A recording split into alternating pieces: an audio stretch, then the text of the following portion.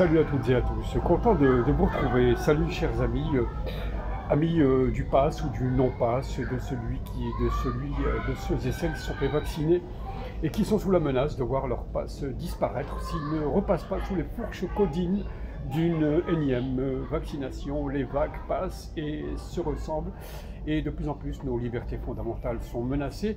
Et il y a quand même un silence accablant, triste, qui s'installe un peu partout. Les manifestations, les contestataires ne sont pas assez nombreux à mon avis. On n'est pas forcément obligé d'être dehors pour manifester, mais simplement en refusant la soumission aveugle, totale, devant cette espèce de dictature qui se met en place, qui est en place en vérité, mais qui a le sourire, qui a le charme aussi de ceux qui prétendent représenter la liberté, l'avenir, le nouveau monde, etc. et qui dans le même temps ont décidé de vous emmerder. Alors ils emmerdent les non-vax, mais ils emmerdent tous ceux, j'espère aussi, qui demain contesteront leur légitimité ou leur nouvelle décision. En fait, ces hommes et ces femmes vous emmerdent tous, passez-moi le mot. Alors dans ce monde qui est inquiétant, j'ai noté quelques citations complètement abracadabrantesques. Celle par exemple du pape François qui à Noël disait que la vaccination était un acte d'amour. Troublant quand même, c'est un peu court, jeune homme, comme aurait dit Cyrano, c'est un peu court, il faut développer quand même. Quel acte d'amour, qu'est-ce qu'il signale par là? Est-ce que lui aussi serait François Ier, actionnaire de Pfizer ou de Bill Gates? Inquiétant aussi la déclaration de M. Trudeau, le Premier ministre ou le Premier sinistre canadien, qui disait « Je souhaite aux enfants que pour leur cadeau d'anniversaire, ils s'offrent une vaccination ». On croit rêver, toutes ces déclarations sont réelles, bien évidemment. Et je vais essayer de faire très très court et comme d'habitude en improvisant à peu près sur tout ce que j'ai pu retenir ça et là. Dire rapidement aussi sur ceux et celles qui ont eu la Légion d'honneur qui est devenue aujourd'hui et qui a toujours été du reste une Légion du déshonneur. Il suffit de voir la liste des gens qui l'ont accepté, en général des gens qui ne valaient pas la peine, qui ne valaient rien. Et comme disait, je pense, Marcel Aimé en disant au gouvernement, je vous prie de ne plus jamais me déranger avec cette Légion d'honneur, si ce n'est de vous la carrer là où je pense, grosso modo. Et il y avait aussi Eric Satie, le pianiste, le compositeur, qui disait au sujet de la Légion d'honneur, je fais référence à ceux et celles qui l'ont reçu récemment, alors qu'en vérité, ils auraient dû plutôt recevoir une convocation, c'est le juge, pour certaines ministres ou certains zigotos de la République en marche. Eric Satie qui disait non seulement la Légion d'honneur, il ne suffit pas de la refuser, mais faut-il encore ne pas la mériter? Autrement dit, c'est un signe d'extrême liberté, etc. Il faut être un véritable intrigant dans ce genre de rapport de force. Il faut être au-dessus des chambres d'amis, des petites confréries, vous voyez ce que je veux dire. Alors certains l'ont reçu, tant mieux pour eux, mais on s'en fiche un peu évidemment de cette légion du déshonneur. Ils sont légion, elle a souhaité d'ailleurs cette Rosette dont Marcel Aimé ou je ne sais qui d'autre encore disait que elle se regarde comme les chiens se regardent se reniflent plutôt par le fion. C'est une expression que je cite, hein, c'est pas moi qui ai inventé cette citation. Bref, j'ai aussi regardé certains sites, notamment le site Blast. Télévision sur Internet, il y a aussi le site Média que j'aime assez. Je parle des sites et des télévisions sur Internet, hein, ces chaînes-là qui disent des choses très intelligentes, très courageuses et qui sont sous la menace de censure évidemment, et surtout qui sont sans le sou.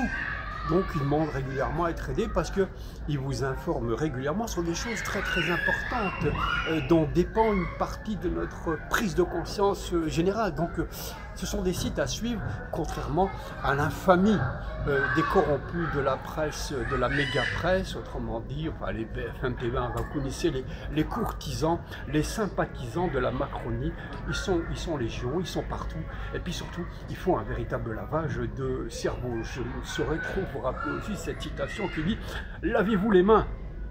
BFM TV se charge de vous laver le cerveau. Et ils le font très très bien au quotidien avec des journalistes, femmes et hommes qui viennent souriants, persuadés de leur impact. Et leur impact est terrible puisque nous sommes encore une fois très fragiles devant cette espèce de notoriété factice, devant cette aristocratie médiatique qui n'a rien en vérité. Quelle que soit la hauteur à partir de laquelle elles vont au lieu d'aisance, elles ne sont assises que sur leur derrière, hein, comme vous et moi, encore une fois, passez-moi l'expression, arrêtons de les prendre pour des personnalités exceptionnelles. Il y a des personnalités exceptionnelles, on ne les connaît pas, on ne nous les présente pas, et puis notre curiosité est limitée, le temps, nos origines, notre culture, nos dilettantes ne permettent pas toujours de savoir qui sont les femmes et les grands hommes de ce monde qu'on devrait, pas vénérer, mais apprécier énormément. À 90%, toutes celles qui sont présentées dans ce monde médiatique sont des gens qu'il faudrait éviter surtout. Et surtout ne pas suivre, ne pas perdre notre temps aussi précieux à accompagner leur discours scélérat. Alors, chez Blas, par exemple, que je visite assez régulièrement, j'ai vu une vidéo de Salomé Saké, qui est revenu, vous savez, sur les deux zigotos, McFly et Carlito, vous savez, les fils, les deux rejetons de Guy Carlier, vous savez, le gros monsieur qui venait faire de la transgression à la télévision. Mais quand tu passes à la télévision pour faire de la transgression, c'est qu'en fait tu ne fais pas de transgression. Tu es là pour jouer le jeu de la transgression. Donc Guy Carlier, ces deux rejetons, McFly et Carlito, ont soi-disant répondu à une invitation, à une espèce de challenge de Macron. On apprend grâce à Salomé Saké sur son site que tout ça en fait est artificiel, c'est une véritable magouille puisque leur chaîne YouTube appartient à un très proche ami de La République En Marche et de Macron spécialement. Et que la montée en puissance des 10 millions, eh bien c'est un référencement complètement bidon qui a été fait par des machines, par des amis de La République En Marche, etc. Et que les assauts d'étudiants aussi mis en place grâce au réseau, grâce à la toile mise en place par la Macronie d'étudiants, tout ça est factice, tout ça est bidonné. Le but est de contacter, faire de la propagande auprès des jeunes, non politisés, pour que, voyant peut-être chez Macron quelqu'un de Jones, de séduisant, d'original, eh bien tous ces gens, ces ignorants, ces gens qui portent des œillères, votent et soutiennent la prétendue façade Jones du président. Très intéressant, allez voir donc Salomé Saké, McFly et Carlito, des rapports ou des contingences troublantes, dit-elle, preuve à l'appui évidemment. Sur Macron, il y aurait beaucoup de choses à dire. J'avais lu à un moment un livre de Delphine Batho. Delphine Batho était chez Hollande, elle se chargeait de l'écologie, je crois, elle a été démissionnée, etc. Puis on apprend beaucoup de choses sur le livre qu'elle écrira sur ce qu'est réellement Macron et son influence. On apprend finalement que ce conseiller est bien plus qu'un conseiller, il a la puissance quasiment d'un Premier ministre, mais pour l'heure, il n'était que conseiller. On ne peut pas douter qu'Hollande ne savait pas l'ADN de ce gars-là et d'où il venait, pourquoi il venait. On apprend aussi grâce à une vidéo, un discours très bref de François Ruffin à l'Assemblée qui s'appelle « François Ruffin, ils sont couverts ». Il revient brièvement sur la vente des autoroutes françaises et sur la vente de la France en coupe réglée finalement à une espèce de prostitution des joyaux de la couronne française. Les autoroutes entre autres, on apprend comment Macron et son ami Kohler, vous savez Kohler, allez voir aussi sur Blast, il y a aussi une vidéo d'investigation qui vous montre comment ce premier homme, le plus puissant de France après Macron, eh bien, a des conflits d'intérêts, mais de quoi vous faire hurler. Je ne dirais pas vomir, mais c'est entre hurler et vomir les conflits de cet homme qui a tous les pouvoirs entre ses mains, qu'il a fait profiter sa famille de contrats qui se tournent en milliards au détriment de la France. Eh bien, Kohler et Macron ont négocié aussi la vente d'autres autoroutes à Vinci, etc., à leurs amis, et que pendant Macron, pendant 4 ans, François Ruffin a dissimulé son emprise et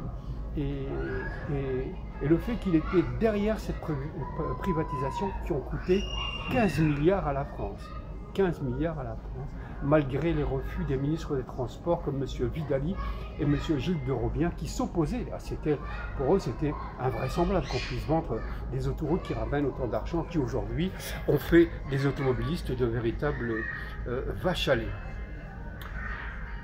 Quoi d'autre à vous ajouter? Bien quelques informations que j'ai pu glaner, ça et là, chers amis, sur heureux hasard pour Bill Gates et son ami, l'autre scélérat de la finance, un certain Soros. J'ai même vu des gens, l'ignorance ou où l'impact médiatique ou de la propagande ou de la désinformation chez les gens est incroyable. Certaines personnes pensent encore que Soro est un philanthrope, un humaniste qui donne aux gens.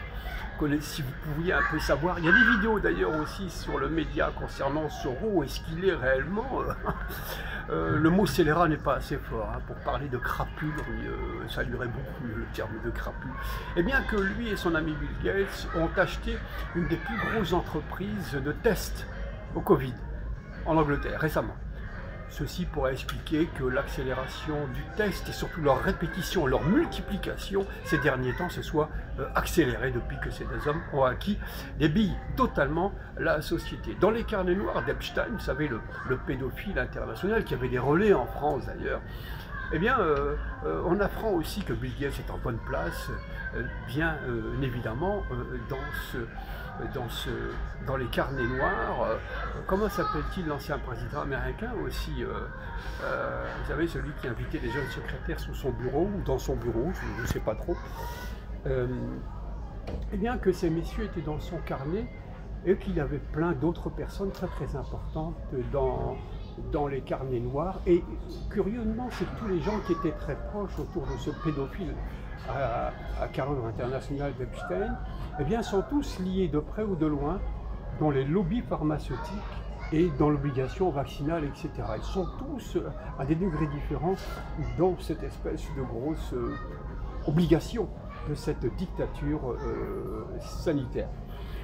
On apprend aussi que récemment, enfin j'ai pas suivi ça, j'ai pas de télévision et j'ai horreur de tout ça, qu'il y a eu un concert assez important sur le Champ de Mars. Le Champ de Mars c'est juste derrière la Tour Eiffel à Paris.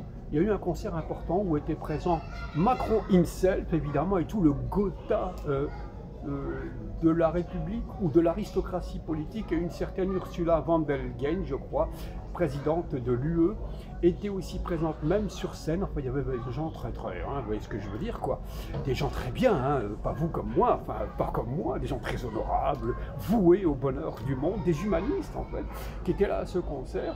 On apprend que cette Ursula von der Leyen, qui est une femme très puissante, s'est retrouvée quelques jours après à New York en train de chuchoter à la table, à l'oreille, en plaisantant avec le patron de Pfizer. 3 jours plus tard, après comment dire ça de façon simple, après les recommandations du patron de Pfizer, eh bien Madame Ursula von der Leyen quasiment rappelé à l'obligation vaccinale pour tout le monde, même pour les mômes, etc. Voilà, toutes ces petites choses pour essayer un peu de reconstituer un puzzle qui sont très très mauvais, ce puzzle, autour de tout ce qui nous tombe à peu près dessus. Je voulais aussi, oui, ajouter cette citation de Peter Ustinov. Peter Ustinov, c'est un homme d'origine russe qui est devenu citoyen anglais et c'est un homme de théâtre savoureux, hélas disparu, qui a été l'un des plus géniaux Hercule Poirot d'Agatha Christie. Peter Ustinov, qui était un homme aussi de citation, qui disait « Le nationalisme ou le racisme sont le dernier refuge du scélérat. Aujourd'hui, on pourrait y ajouter que la finance est le dernier refuge du scélérat. Suivez mon regard, il y en a un paquet, dont certains que j'ai pu citer. C'est là, aujourd'hui, ces gens emmènent le monde à la dévastation, à sa domination complète. Les élections arrivent.